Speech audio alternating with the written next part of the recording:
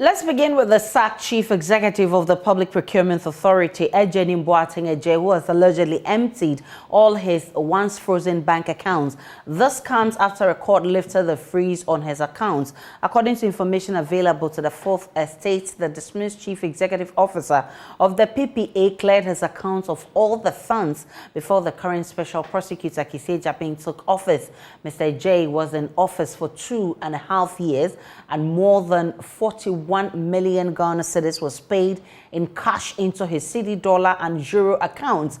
An expose by investigative journalist Manasseh Azuri dabbed contracts for sale led to the suspension and subsequent dismissal of Mr. Ejei. But what more do we know?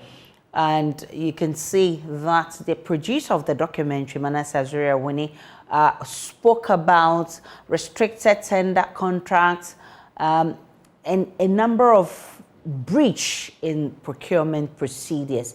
Let's speak with Manasseh Azuri himself, who has joined us live with the latest development. But before that,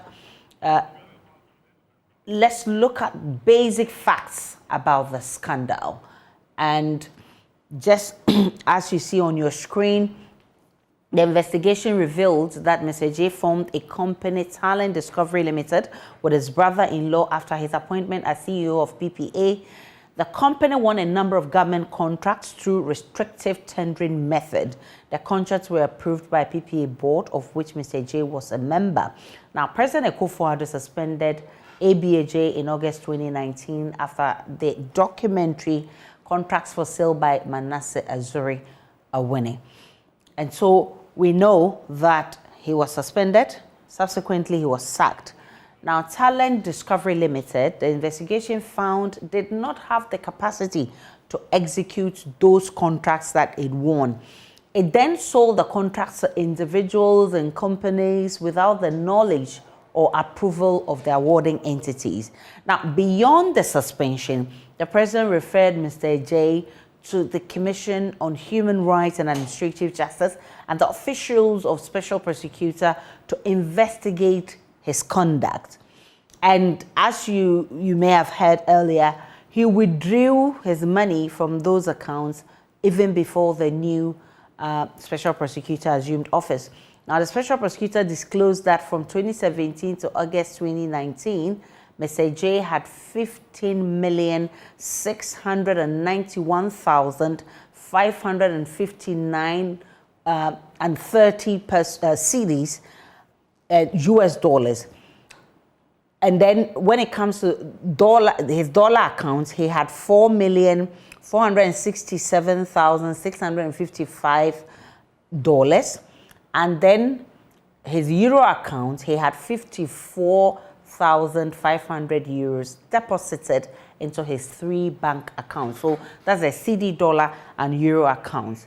These accounts were suspended by the then OSP, Martin Amedo. So for us to actually set the tone for this discussion, here are excerpts of the documentary by Manasseh Azuri.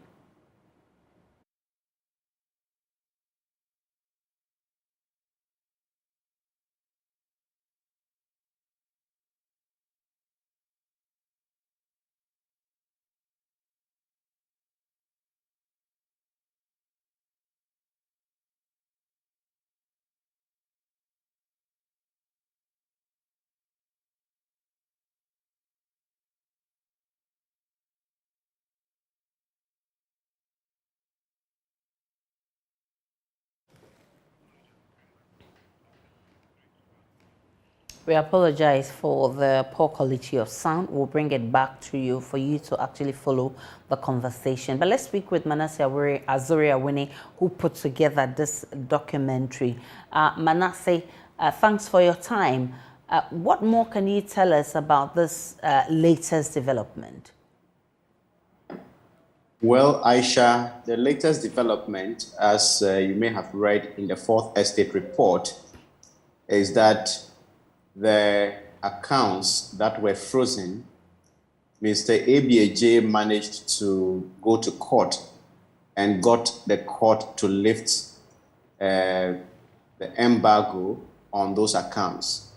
and he immediately went in and withdrew all the monies. The information we at the Fourth Estate have is that the mandatory period that was, or the time that was supposed to have the freezing order working expired, and the resignation of Martin Amidu and the stalemate that followed resulted in the stalling of the investigation. And so in that intervening period, he went to court and got his lawyers to argue, and the court granted his wish.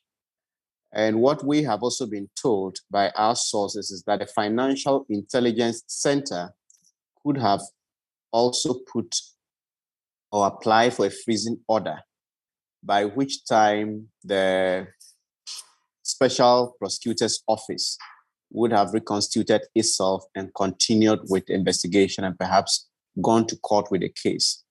So this is why he was able to get all the monies in his accounts out. And we are talking about so much money that went into the account. We had about $4.6 million, 15.4 or so million Ghana cedis, and 54,000 euros in 3 separate accounts, Aisha. So what does this actually mean to the case we investigated by the special prosecutor? Well, I don't think it will affect the substantive case. What will be difficult, perhaps, is getting him to return the money if the court finds him guilty or if that is pursued. It will be easier to get all the monies if they were frozen in accounts. The state could just get those monies transferred from ABAJ's account to accounts of the government after whatever legal processes that needed to be done. But now that the money has been taken, nobody knows where he has kept those monies. And so even if there's a court order today for him to return the money, I don't know how easy it will be for the government of Ghana to trace and then get everything that ever passed through his account, which he could not satisfactorily explain to the Office of the Special Prosecutor, Shraj, and any other investigative body that may have handled this case. So for the substantive case, I think there is nothing that is going to impede the investigation. And I think there are even 2 angles. The money is one of them. The other angle has to do with the fact that his company was involved in selling government contracts. And these were contracts that were won with him approving those contracts or giving approval to ministries, departments, and agencies to go ahead and award contracts that his companies were involved in, and eventually he got them and sold them. So that angle of the investigation is also there. And I don't think the transfer of the money from his accounts should stall the investigations, except that it would make recoveries more difficult for the state. Manasseh Zerwini, how do you feel as an anti-corruption campaigner with how this particular case has traveled? Well, I think the Office of the Special Prosecutor has revisited the case, and I was called last year to write a statement, which I did. Remember, it happened in 2019. I was only called in 2021 to write a statement and provide more evidence, which I did. I know the current special prosecutor has released a statement. I think this was in February, saying that the contracts for sale scandal was one of the 3 major cases which he would be giving updates very soon. So I sincerely think that the Office of the Special Prosecutor would pursue it. The worry has to do with the fact that state institutions allowed the money to be taken out. When we are looking at corruption, I don't only think we should be interested in jailing people or shaming them, but we should be able to recover what is not due them. to the state.